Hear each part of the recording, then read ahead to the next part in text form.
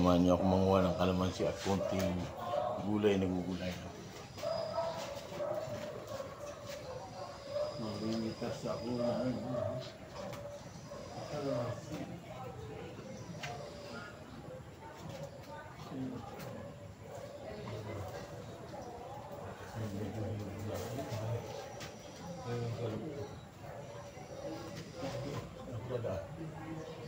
Ayun ni.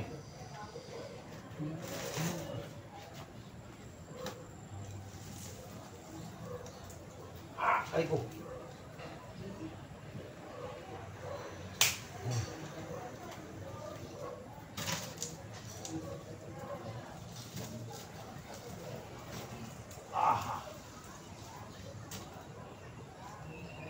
Ay ko.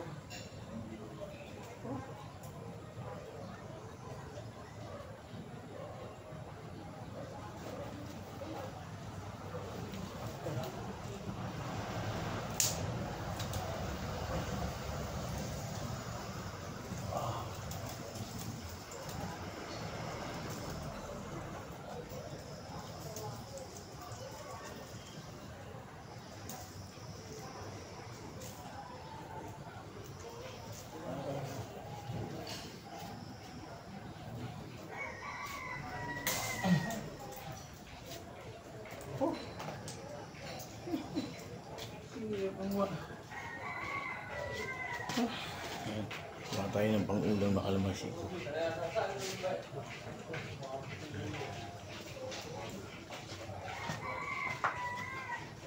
Mayroon din ako rito. Mayroon ang barya ako.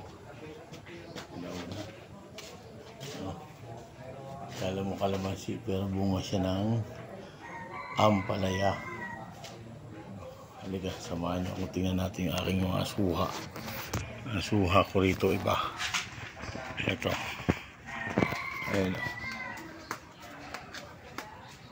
Ayan yung aking mga suha na tanim. Ang lalapit lang ng... Ay, tama. Ay, tama. Suha. Ito. Yung gaano kalapit lang ng aking mga suha. Ayun yung tanim naming papaya. Hitik. Yan to, sabi ng mga Tagalog, hitik ng bunga. At dito sa amin, itong gilid, supitan. Yan. Itong gilid namin ng ano ito. Yan o. Napansin yan. Lahat po itong basurang nabubulok, andito namin ibinabawan. Kaya itong mga lupa na to, yan yung mga garden soil. Yan. Lahat po yan garden soil. Pagka garden ka, kukuhan lupa rito. Kasi ito, mga nabulok na halo-halong kanin. Basta kung anong nabubulok, hindi namin tinatapon. Yan. Yan ang ano namin dito sa amin. Kasi lahat kami nagtatanim ito.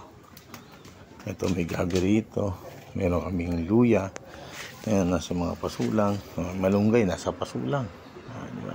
Ito ginugulay ito. Isa sa mga malunggay pero ibang klase. Yan. May pandan din kami rito. Yan. Yan po ay pandan. Kaya lahat po yan napapakinabangan. Ito yung mga galing doon sa lupa. Yan. Itong lupa ito galing doon sa mga pinagpabulukan. Okay, mga sili namin sariwa. Mga bagong tanim ito. Dati mga talbos to. Kompleto. Doon po sa terrace, sa taas. Yan, marami po tanim doon. Tsaka tingnan nyo yung aking mga saging. Yan o. Yan, mga saging. Tanim yan. Tsaka papaya. Pwedeng hindi kami mamili ng gulay rito sa Maynila dahil sa sariling tanim. Yan. Tinatanim namin yan dito sa amin sa lugar ng San Mateo. Yan. At ito po nito sa manok ng gulay.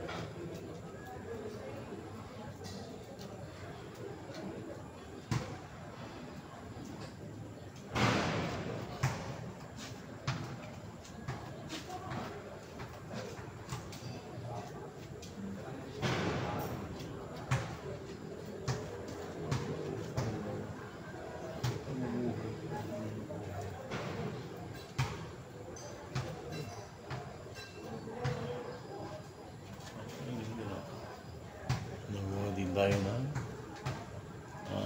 daon ng ampalaya. Bubulay.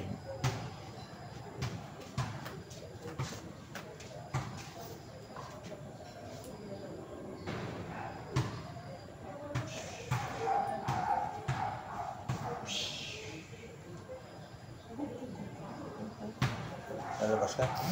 Lalabas.